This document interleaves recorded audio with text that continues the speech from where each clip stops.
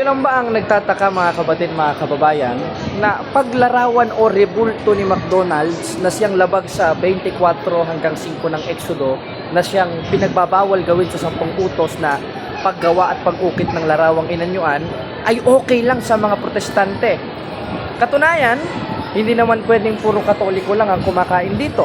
Bakit hindi nila dinebate, hindi nila binatikos, hindi sila nag-preach dito sa loob ng McDonald's dahil ito ay hindi sang-ayon sa utos ng Diyos. Pero, pag mga Katoliko, latag na sila.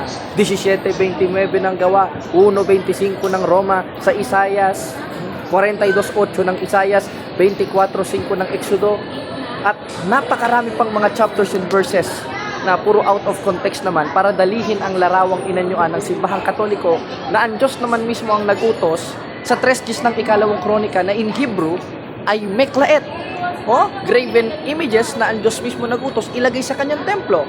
Bakit? Dahil galit ang dyablo sa utos ng Diyos, at isa sa utos ng Diyos yung maglagay ng larawang inanyuan ng mga banal na in New Testament sa 3:12 ng Apokalipsis. Yun ang magiging haligi sa kanyang templo. Kaya mapapansin nyo, hindi sila galit dito, pero rebulto pa rin. Pero pag rebulto na ni Mama Mary, galit na galit sila.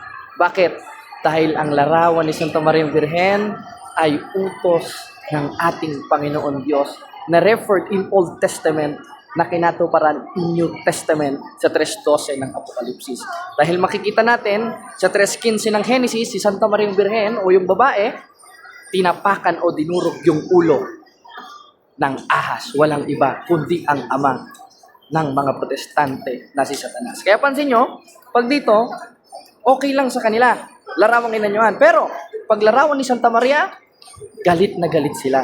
Dahil ang larawan ni Santa Maria, inutos ng Diyos, gaya ng mga binasa nating talata, na kung liliwanagin sa Hebrew ay meklaet, samantalang ito, hindi naman inutos ng Diyos, labag pa sa utos ng Diyos, saka naman nakitang tao, ganyan itsura, okay lang sa mga protestante, kumakain pa sila.